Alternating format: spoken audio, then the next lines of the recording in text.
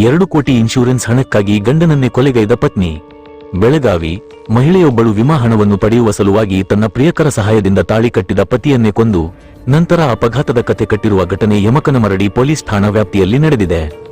ಯಮಕನಮರಡಿ ಗ್ರಾಮದ ಮಾಜಿ ಸೈನಿಕ ಸಂದೀಪ್ ಮಾಂಜರೆ ಎಂಬುವರು ಜಾತ್ರೆಗೆ ಹೋಗಿದ್ದ ಸಂದರ್ಭದಲ್ಲಿ ಸಣ್ಣ ಅಪಘಾತವಾಗಿ ಘಟಪ್ರಭಾದಲ್ಲಿರುವ ಖಾಸಗಿ ಆಸ್ಪತ್ರೆಗೆ ದಾಖಲಾಗಿದ್ದರು.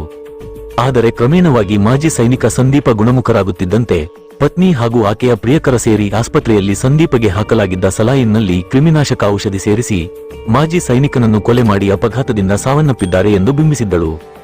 ನಂತರ ಪ್ರಕರಣ ದಾಖಲಿಸಿಕೊಂಡ ಯಮಕನಮರಡಿ ಹಾಗೂ ಘಟಪ್ರಭಾ ಪೊಲೀಸರು ಈ ಕೊಲೆ ಪ್ರಕರಣವನ್ನು ಚಾಣಾಕ್ಷತನದಿಂದ ತನಿಖೆ ಮಾಡಿ ಮಾಜಿ ಸೈನಿಕನ ಸಾವಿನ ಹಿಂದೆ ತನಿಖೆ ನಡೆಸಿದಾಗ ಇದು ಅಪಘಾತದಿಂದ ಮೃತಪಟ್ಟಿರುವುದೂ ಅಲ್ಲ, ಈ ವ್ಯಕ್ತಿಯನ್ನು ಕೊಲೆ ಮಾಡಲಾಗಿದೆ ಎಂದು ಬಹಿರಂಗಗೊಂಡಿದೆ.